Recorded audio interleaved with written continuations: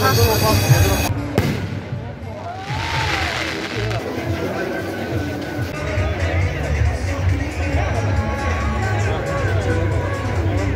স্মৃতিবোৰক না কৰিব নোৱাৰিলে ঘৰলৈ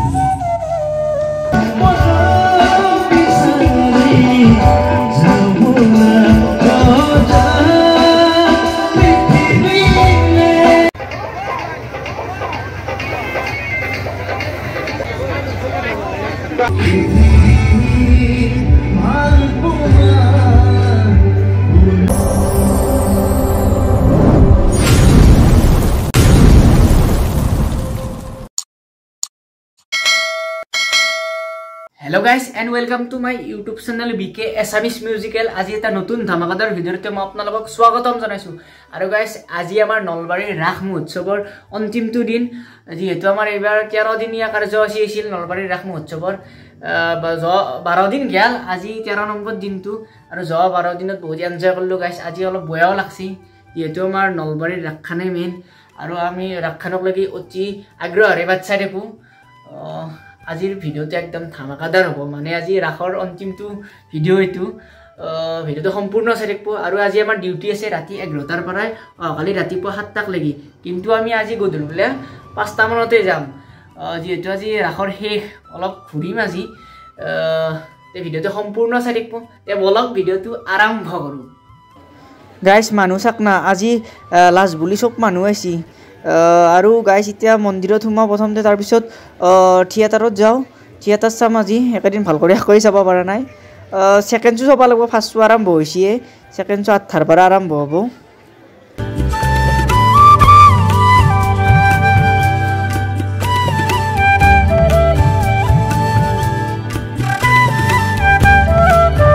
আৰু গাইছ মানুহ চাক না, ফাৰ্ষ্ট শ্বো চেজ হ'ল, এই ছেকেণ্ড শ্বোৰ মানুহে কি লাইন ধৰছি।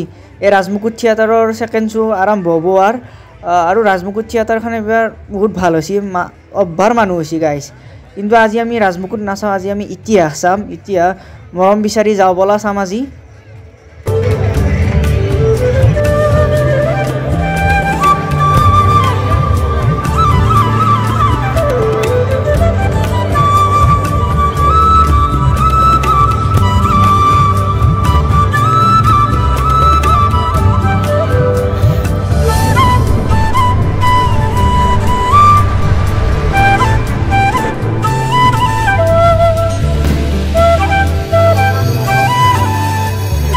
আৰু গাইছ আমি ইতিহাস থিয়েটাৰৰ পেণ্ডেলত সোমালোঁ, বৰ্তমান আৰম্ভ হোৱা নাই, অলপ সময় লাগব। মানে ফাৰ্ষ্ট শ্বো চেজ হৈছে মাত্ৰ, ছেকেণ্ড শ্বোৰ মানুহ এতিয়া আহিব লাগিবতো, অলপ সময় লাগব আৰু 15-20 মিনিটমান।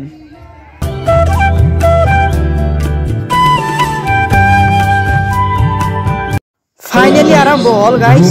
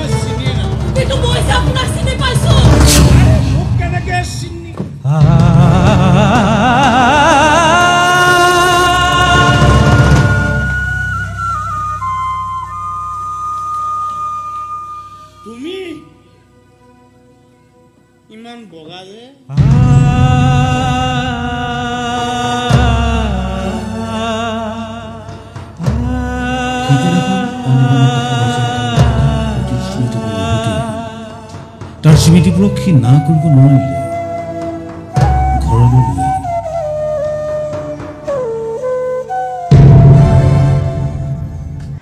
আৰু গাইজ ছেকেণ্ড শ্ব' চেজ হ'ল।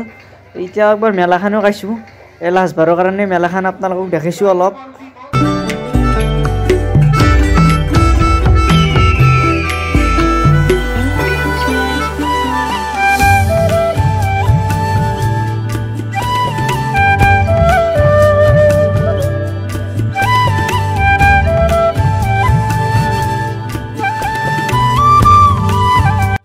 আৰু গাইজ আজি থিয়েটাৰ কেইখনৰো বিদায় নিশা আছিল। থিয়েটাৰ কেইখনৰো পেণ্ডেল আধা ভাঙা হ'লে, প্ৰত্যেকখন থিয়েটাৰলৈ পেণ্ডেল ভাঙা হ'ল আধা।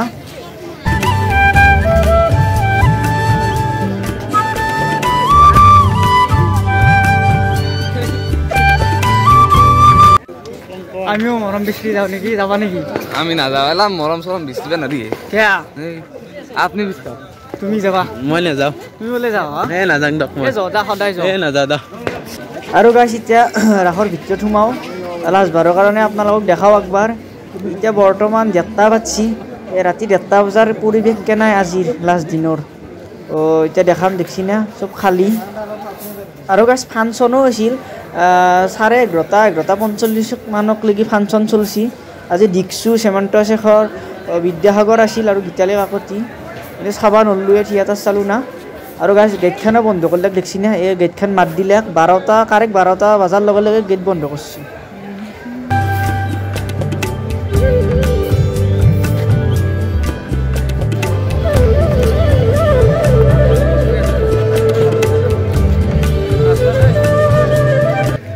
গাইজ ইয়াৰ লগতো কি হ'ব আৰু, কেমেৰাটো ওলালিয়ে মুখখন ঢাকি থৈ, ইমান লাজ কৰে কেমেৰাৰ আগত অলবা। Hello' guys, good morning. যোৱা ৰাতি মই ভিডিঅ'টো এণ্ড কৰা নহ'ল, মানে মই ঘৰ আহি পাওঁতে 3:30 মান বাজছি, সেইকাৰণে এণ্ড নকৰিলোঁ ভিডিঅ'টো। আজি মোৰ ৰাতিপুৱা 7টালৈকে ডিউটি আছিল, কিন্তু কালি 3:30 মানতে গুচি আহিলোঁ। আজি ৰাতিপুৱালৈকে নাথাকিলোঁ আৰু কালি মই বেছি শ্বট লোৱা নহ'ল, সেইকাৰণে ভিডিঅ'টো অলপ খাটা হ'ল। যিহেতু কালি শেষ ৰাস, সেইকাৰণে অলপ ঘূৰিলোঁ আৰু অলপ কামো হৈছিল। এইবাৰ আমাৰ নলবাৰীৰ ৰাস মহোৎসৱত 7খন থিয়েটাৰ মাতিছিল। তাৰে ভিতৰত আছিল বৃন্দাবন, ৰাজতিলক, ইতিহাস, ৰাজমুকুট, বৰদৈচিলা, সূৰ্য, হেঙুল। আৰু প্ৰতি বছৰে থিয়েটাৰ কেইখনৰ মাজত 3টা পুৰস্কাৰ ৰাখে। এই 3টা পুৰস্কাৰ হ'ল শ্ৰেষ্ঠ নাট্য দল, শ্ৰেষ্ঠ অভিনেতা আৰু শ্ৰেষ্ঠ অভিনেত্ৰীৰ। এইবাৰ শ্ৰেষ্ঠ নাট্য দলৰ পুৰস্কাৰটো ৰাজমুকুট থিয়েটাৰে পাইছে। ৰাজমুকুট থিয়েটাৰৰ নাটক আছিল বিৰিখৰ বিৰিণা নাটকখন ধুনীয়া নাটক হৈছে। আৰু এইবাৰ শ্ৰেষ্ঠ অভিনেতাৰ পুৰস্কাৰ 2জন অভিনেতাই পাইছে। তাৰে এজন হ'ল অসমৰ জনপ্ৰিয় অভিনেতা তপন দাস, তেওঁ বৰদৈচিলা থিয়েটাৰত আছিল। আৰু আন এজন হ'ল অসমীয়াৰ জনপ্ৰিয় অভিনেতা মৃদুল ভূঞা, তেওঁ ইতিহাস থিয়েটাৰত আছিল। দুয়োজনে দুৰ্দান্ত অভিনয় কৰিছে। আৰু এইবাৰ শ্ৰেষ্ঠ অভিনেত্ৰীৰ পুৰস্কাৰটো পাইছে প্ৰাঞ্জনা দত্তই, তেওঁ ৰাজতিলক থিয়েটাৰত আছিল। আৰু গাইজ আজি মনটো বেয়াও লাগছি, মানে 13 দিন কেনেকৈ গ'ল গমেই নাপালোঁ। আৰু মই যোৱা 7টা ভিডিঅ' দিলোঁ ৰাসৰ। এই ভিডিঅ'টো এতিয়া 5টা ভিডিঅ' হ'ব। এই 5টা ভিডিঅ'ত কিমান ভালকৈ মই ৰাসখন দেখাব পাৰিছোঁ মই নাজানো। আৰু যিমান হিন্তি পাইছোঁ আৰু দেখাইছোঁ, মইতো কৈছোঁ আপোনালোকৰ এইবাৰ ৰাসখনৰ লগত মই অলপ জড়িত হৈ আছোঁ। মই সময় উলিয়াই ভিডিঅ' বনাই আছোঁ গাইজ, কিন্তু যেনেকৈ বনাব লাগিছিল সেনেকৈ বনাব পৰা নাই মই জানো, কিন্তু যোনেন্তি পাইছোঁ আৰু বনাইছোঁ। আপোনালোকে কিবা যদি মোৰ ভুল ভ্ৰান্তি হৈছে ক্ষমা কৰি দিব। তেতিয়া ভিডিঅ'টো বেছি দীঘল নকৰোঁ। ভিডিঅ'টো ভাল লাগিলে লাইক, কমেণ্ট, শ্বেয়াৰ এণ্টি কৰি থৈ দিব। আৰু যদি কোনোবা নতুন কৰি আছে মোৰ চেনেলক লৈ চেনেলটো ছাবস্ক্ৰাইব কৰি দিব। আৰু এটা নতুন ভিডিঅ'ত লগ পোৱা আহাৰে আজিলৈকে আহিছোঁ। ধন্যবাদ। জয় আই অসম।